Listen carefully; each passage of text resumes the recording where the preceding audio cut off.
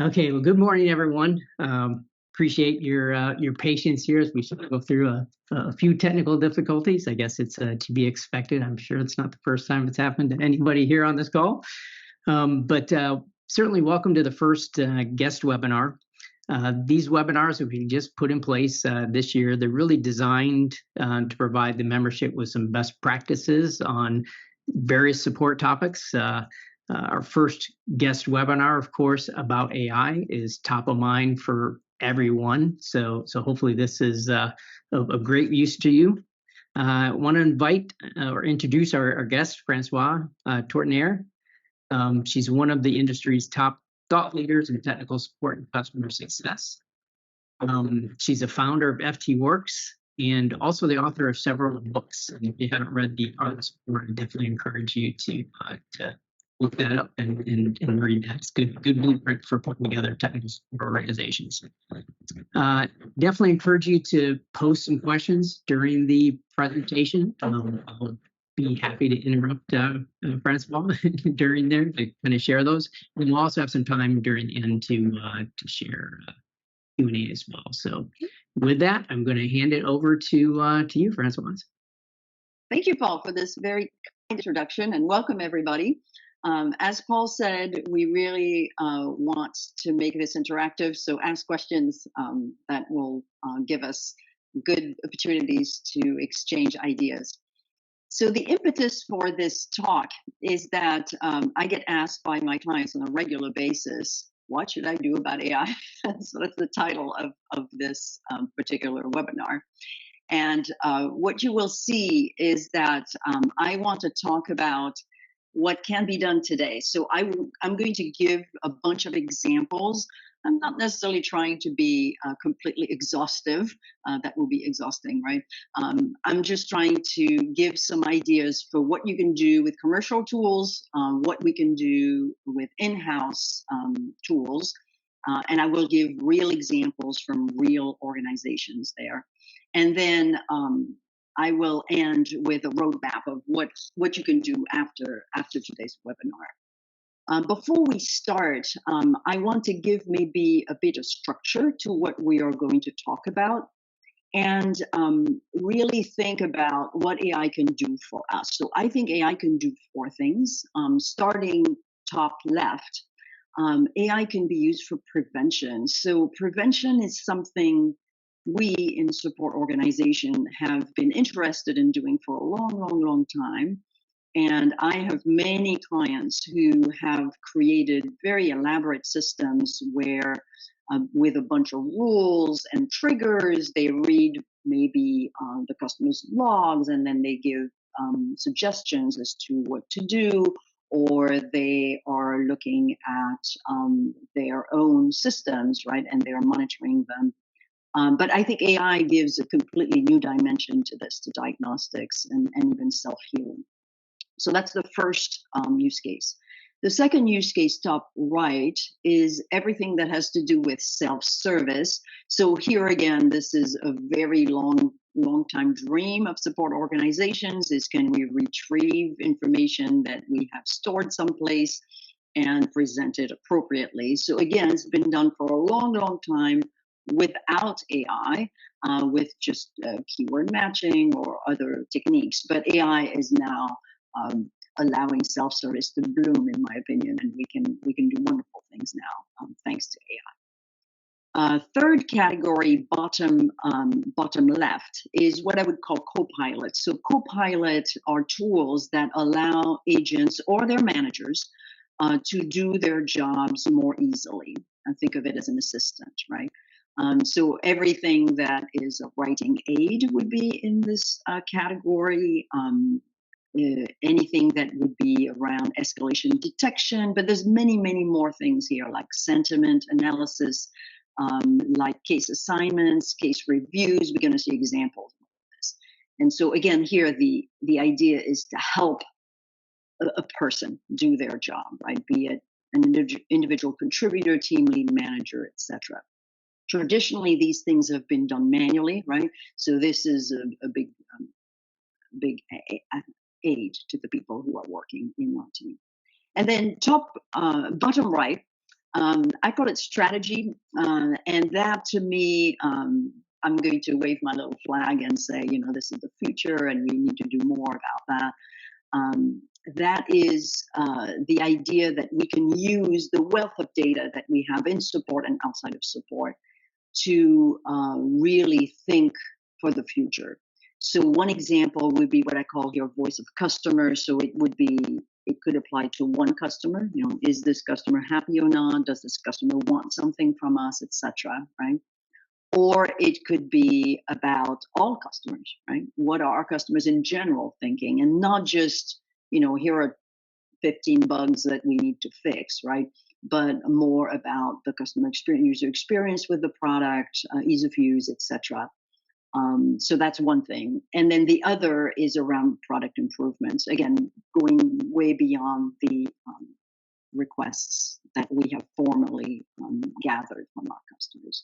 And as we will see, that's this fourth category, strategy, I feel is kind of neglected in the world.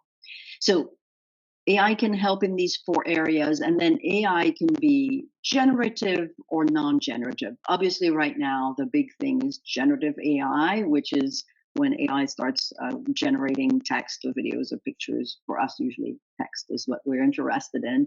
So we have seen chatbots, we have seen case summaries, drafting of knowledge-based articles. Again, I will give specific examples, and some varieties of agent copilot, especially as it comes to generating customer communications with customer emails.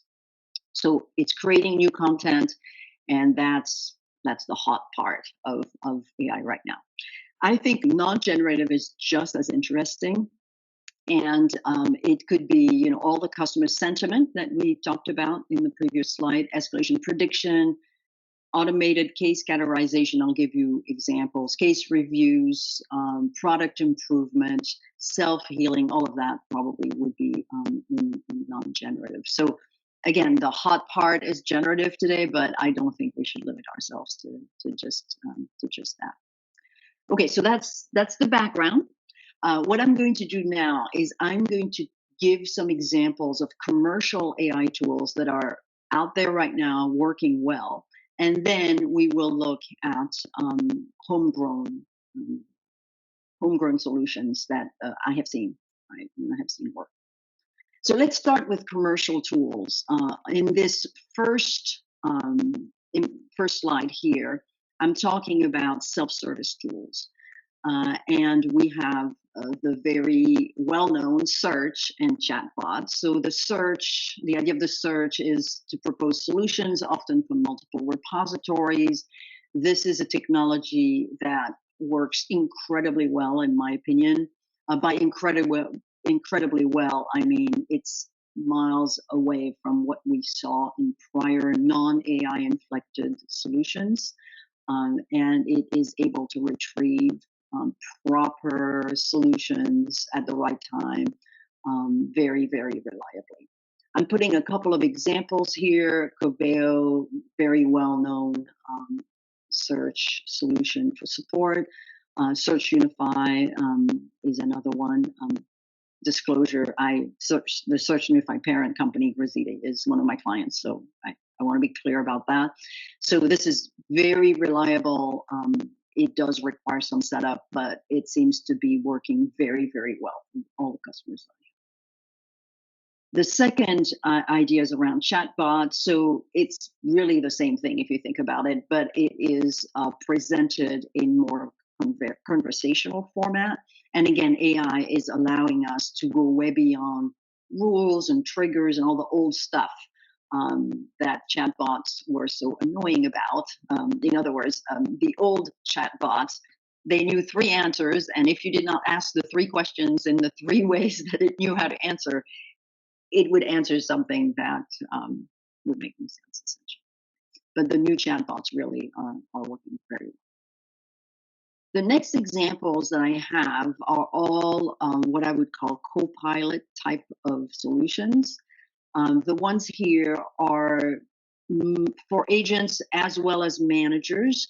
and they are related. So one is customer sentiment. So the idea of customer sentiment is to assess the mood of the customer based on the interaction that we're having with them. It could be based on written information. It could be based on just listening to a phone call. Some of them are working like that. Uh, Working at a transcript of a phone call. It seems to work really well, in my opinion. And some vendors even offer real-time agent suggestions. By that I mean, you should now tell the customer, you should now apologize to the customer, you should now offer this solution to the customer, etc. So going quite deep into the interaction with the customer. The second type of tool are escalation prediction. So the idea is for cases that are rather long in duration, then we could say, oh, this particular issue is likely to escalate. So there's one vendor I'm very familiar with because I work with them, Support Logic, that offers that. It is incredibly accurate to the point where it could say, hey, I think this case will escalate. The manager looks at it and says, that's fine. And then the next day it escalates. So clearly the tool is picking up patterns that skilled human beings have a hard time doing this. So it's quite remarkable. The idea that I have about this is that it's great to see prevention. We like that. We like to have very accurate prevention. We would like to do one step beyond just predicting, which is to say, okay, so what do I do next? In particular, if somebody looks at it and say, oh, no, it's fine, right? Maybe we should guide them a little bit in that direction. So again, this is a set of Copilot tools. Let me show you another set, and then we'll move on to homegrown solutions. So I'm going to quote here again from Support Logic because I'm very familiar with them. There are tools, Support Logic and others, that offer case assignments. So case assignments today are often done manually, which in my mind is a big fat waste of resources because we typically ask team leads or managers to do case assignments. And of course, they are the most skilled, most highly paid people in the team, right? So not a great match for their talents, right? And it seems that AI tools are able to very accurately figure out, the level of difficulty of a case, the types of skills that are needed, and to match to people who are available in a way that's much, much beyond the old tools, which were just skills matching. And we know our skills matrices are never up to date anyway. So it seems to be working. And then Support Logic does offer a case review type of mechanism that will help managers review more cases. We know that case quality is something that's very important, but it's also very time consuming to do it by hand. So you can feed it your rubric and it will do at least some of the checks that are needed to figure out whether the agent did a good job with the case or not. It is limited. I think we'll see much progress in the future, but it is there. So that's a possibility. That's it for the commercial examples that I wanted to give. So let's talk about homegrown examples. So this next batch are all real stories with real organizations. For confidentiality reasons, I'm not quoting the names of the companies doing this, but those are all solutions that I've seen with my own eyes. They're successful. They are in production, often internally. We'll come back to that a little bit in the future. But these are real things that people are really using. So the first one is an interesting one because it is around searching, right, and around generative AI. So it's summarizing solutions from multiple repositories.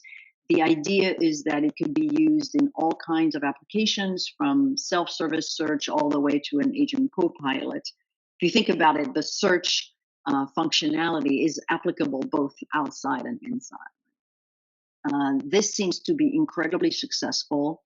My prediction for this one is that commercial agents, commercial vendors are going to be doing this very, very soon and have it commercially. So if you're thinking of doing it within your organization, I would not necessarily put my resources here, but it's very successful in this particular deployment. More examples. So these ones are about agent copilots. They are both a generative AI. The first one is very ambitious and I love it. And I wrote down the percentages of success so that you can see that we're not quite there yet, but it's working very well. It's very, very promising, very, very exciting. So the idea here is, can I use this tool to draft what I'm going to say to the customer just based on what's happening in the case? And it turns out that only 30% is plain wrong, which to me I think is great success because we think, oh, well, this is where you would need a human, right? And it turns out that a non-human can do very well. As a caveat, a lot of support engineers are telling me privately that they use things like ChatGPT every day to do this. This is, again, this project is integrated into the CRM system and using its own engine, right, to do that. The other big success is editing communication. So the first one was drafting from scratch, right? This one is editing customer communication. So it could be for language, for tone, for length. Results seem to be very good. We just have to prompt the system correctly. And of course, this is, to me, this is something that, you know, even with Grammarly, we're very close to that. So very close to commercial. All right. Second example of is around a case taxonomy. So this one is very interesting to me because I'm not sure it's actually very useful to do this, but it works very well. So the idea is this particular client felt that cases were often misclassified in their taxonomy. And so they wanted to see if they could automatically create all the tags that they need. And it turns out that the answer is yes. They do a great job of that. It's very exact, very precise. My question is, do we really need to do this? Because if we have AI everything, right, do we still need to have all the categories that we rely on? But still, something that's very, very successful. All right, last bunch of example. So these are co-pilots, not really agent co-pilots, but the first one is for the manager. It's a summary of long cases.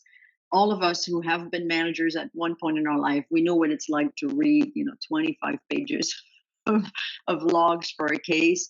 It works stupendously well for this particular client. I also predict that it will be a commercial application very soon. So that's coming for us, and will change the way we do things. And by the way, it's not just managers who may need this, but when you hand off a complex case, having a summary is really good, and it's very accurate. And then the last bunch of examples I have, it's actually two examples, is around knowledge management. And it mirrors, you remember, it mirrors the last batch of examples I gave, communication to customers. So you can also, there are clients of mine who are doing drafting articles from cases and who are doing edits of drafts. The edits of drafts are stupendously good. And allow us to have a very consistent tone, right, for all of your knowledge base article. The drafting article is still interesting. There are some hallucination problems, so you need to carefully review it, but it's certainly a nice first draft. All right, I want to keep a little bit of time to talk about what I think is the next frontier. So I don't know anybody who is doing this for reals right now. I do know people who are thinking about doing it. And I really think that the next frontier is to cross organizational silos and to use all our support data to derive customer health signals, to derive improvements to the product. And I really think that's going to change the way we do product management, the way we do customer management, the way we sell. And that's, to me, that's very promising. But again, I cannot point to anybody who is doing it successfully today. Some people are trying. All right, let's sum it up. So this is what I would propose to be a roadmap. Point number one is don't reinvent the wheel.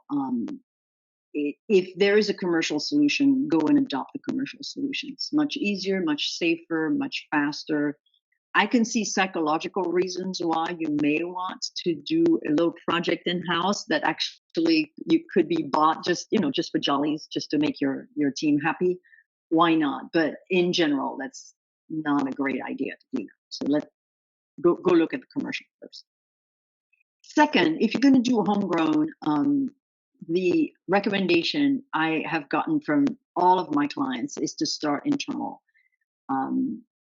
There are problems with AI, right? It could go very wrong. And therefore, if you do it internal, then you have a much better chance to catch the problems before they become potential PR issues, right? So start internally, start with your co-pilots. That's really the safest way.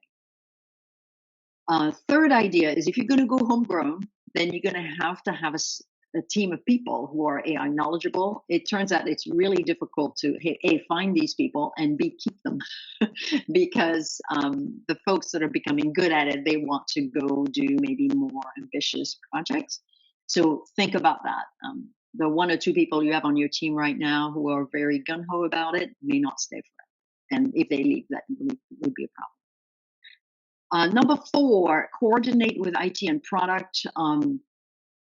It's not very clear where AI projects fit right now. So make sure that everybody agrees that, we are collaborating and we are working together and not against each other. That will avoid political issues. And then finally, think about data privacy. That is a big topic when I talk to my clients who are doing AI projects. They really need to have approval from their legal team because a lot of the data we want to use is customer data. And even just putting that data onto a third-party server might be problematic. So don't buy yourself legal issues, right? Check first, probably a good idea. And with that, I would love to get questions. I don't know, Paul, if we got questions from the audience. Oh, yes, we got a few questions. And I know we're kind of coming up against the hour. If you folks need to drop, that is fine. I'm recording this and we'll send it out so you will not miss anything.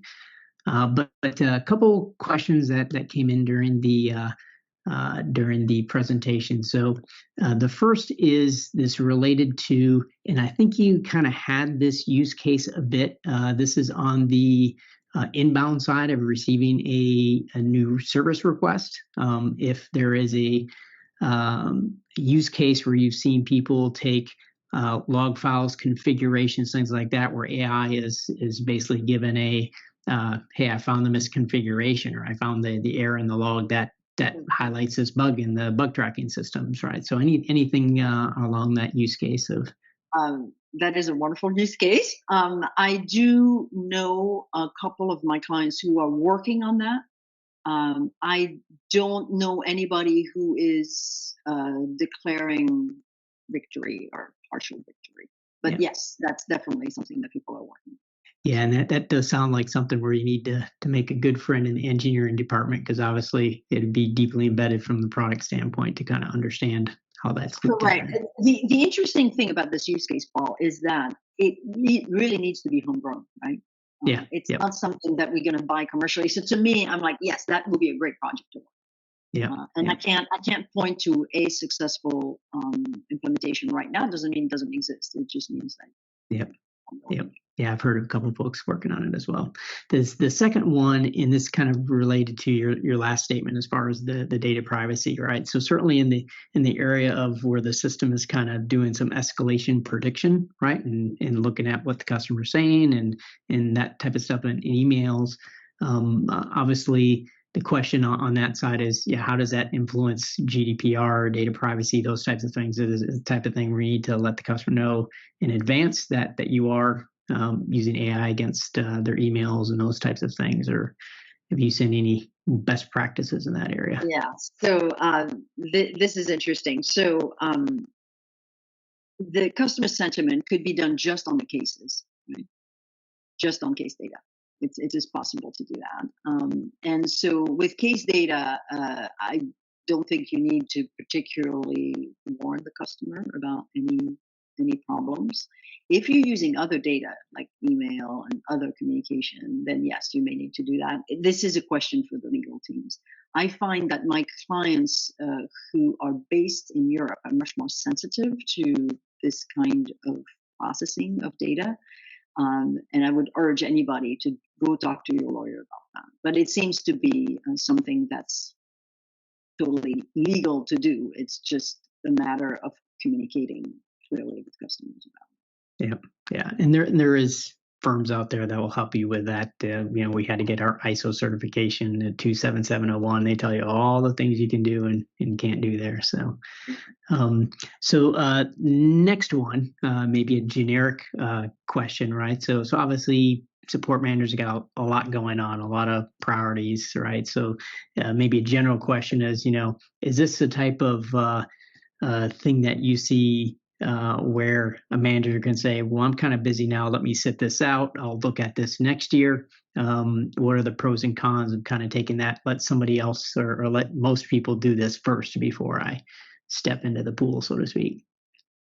I would say if you have a lot of other fish to fry, I would sit back and just wait for the commercial applications to become available. Yes, it's very fun to work in this area.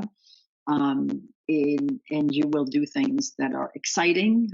But I don't think that it's one of those, if you don't do it today, you're going to lose kind of thing. It's more, do monitor what's happening on the commercial front, because the possibilities there are excellent. And I would say I would worry more about, for example, using an outdated search engine.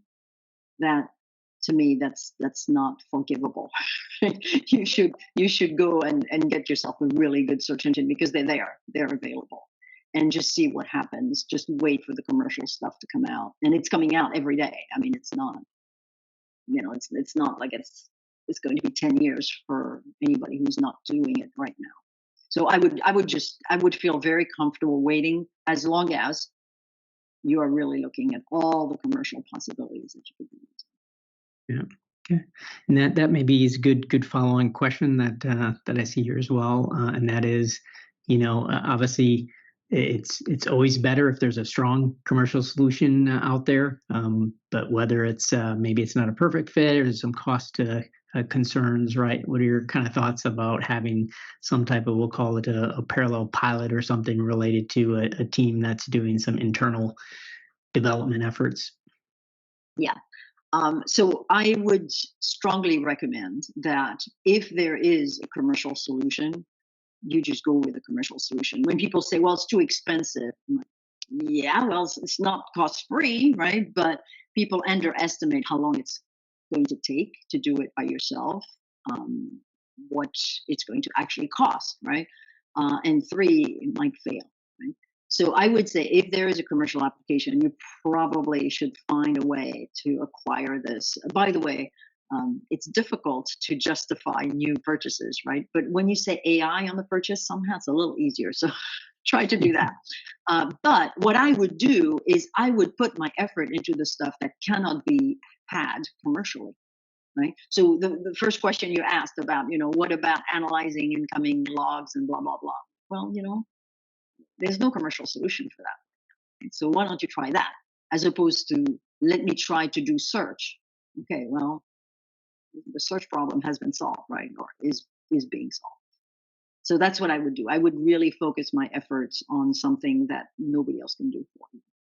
Yeah, perfect. So this is a good follow-up to the last question. And that is, when it comes to custom work, right? Obviously, some organizations are capable. They've got large teams. Maybe they're even like Microsoft, and they're creating AI, right?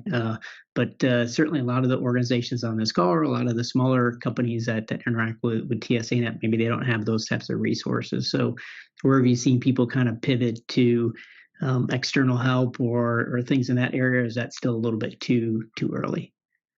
So certainly, commercial custom development firms are very interested in your business.